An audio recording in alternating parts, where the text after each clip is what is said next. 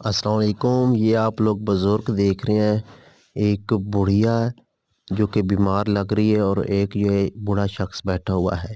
اس کے پیچھے پوری ہسٹری کیا ہے، یہ اکیلے لوگ کیوں روٹیاں بنا رہے ہیں اور اس کی وجہ کیا ہے، تو میں آپ کو بتاتا چلوں کہ ان کا ایک ہی بیٹا تھا۔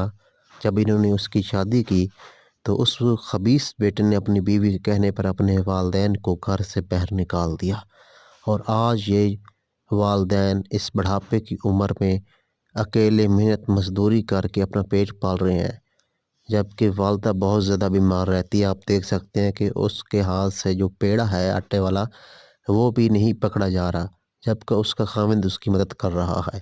تو ایسی اولاد اللہ تعالیٰ کسی کو نہ دے۔ اللہ تعالیٰ سب کو فرمانبرداری والی اولاد دے۔ ان بدبخت بیٹوں کو سزا ضرور ملنی چاہیے جو اپنے والدین کو ذلیل کرتے ہیں۔